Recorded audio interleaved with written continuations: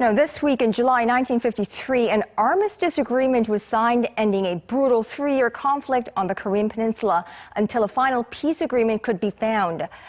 Well, more than 6 decades later, no peace deal has been found, and the armistice nearly forgotten in the minds of many. 63 years after the ceasefire, that's what's left behind. Part 1 of my 3-part series.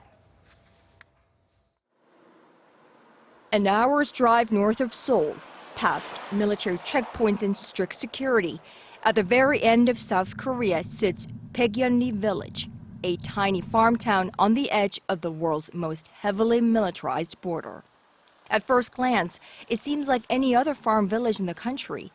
But the eerie silence here reminds you, this is no ordinary town.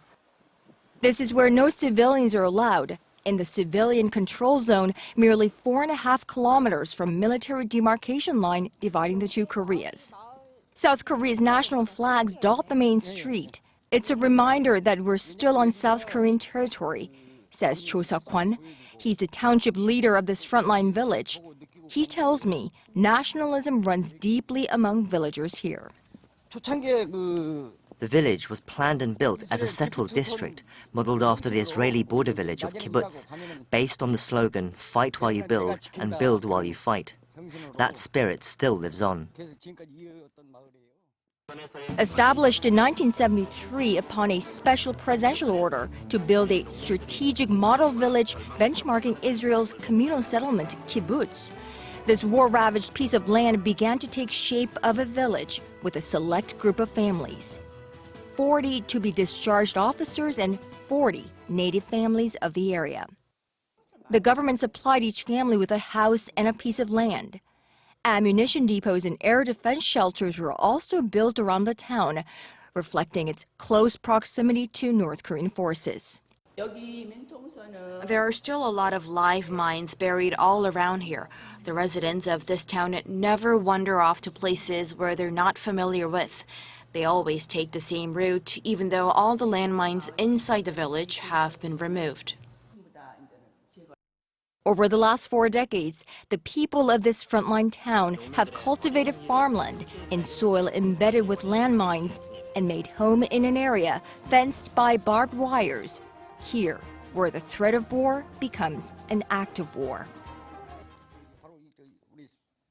76-year-old Lee Chang-hoon was born and raised here in Changdan-gun County until the Korean War broke out. He was 10 years old. As the Communist North made their way south with tanks and explosives, his family picked up and fled south, leaving everything behind, thinking they would be back home in 5-10 days. It took Lee 20 years to return home, only to find his hometown divided in half, separated by a border. Right. This entire region is Changdan-gun County. We are war-displaced people of Changdan-gun County. We all lost our homes after the war. We were all given a separate garage for firearms at home. We farmed during the day and stood guard duty at night.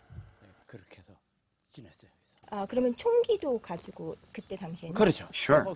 Every night, the company commander would hand out rifles from the ammunition depot. Then with firearms, we would go to our guard post to stand duty throughout the night. Military training wasn't limited to men, he tells me. Men and women were trained with live ammunition and maintained their readiness at all times. Men had some experience with the rifles, but women weren't accustomed to firing guns at all. At first, they couldn't even pull the trigger. But we all had to shoot a lot. Both men and women had to go through hard military training every night. Those who had been forced out of the village due to the war were too excited to feel fear, excited to be returning home. We still don't feel scared living here. We hear gunshots and artillery fire all the time. Even when tanks go by, we're not startled. You become immune to it. Immune they may feel, but surely not immune to actual threats. Over the decades, there have been many skirmishes in and around the zone. Various attempts at infiltration and several tunnels have been discovered. In the face of real threats, the residents of this frontline village know exactly what to do as they drill the evacuation an innumerable amount of times to this shelter several meters underground. A huge siren goes off and an emergency announcement is made. Then the residents know it's time to evacuate to these underground bunkers. This windowless room can fit 200 people, and the storage area holds enough water and food for a few days. The most recent evacuations have been when North Korea carried out its fourth nuclear test earlier this year, and when the two Koreas exchanged heavy arms fire after two South Korean soldiers were maimed by landmines last summer.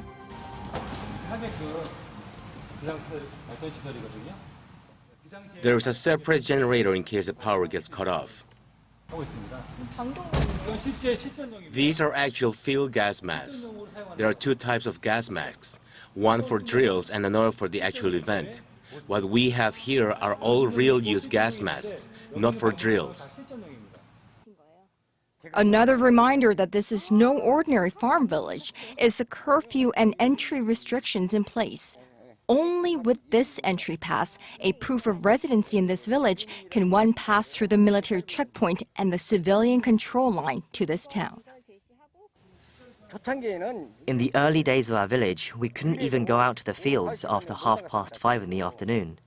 The security situation between the two Koreas was a lot worse, and the tension here very high.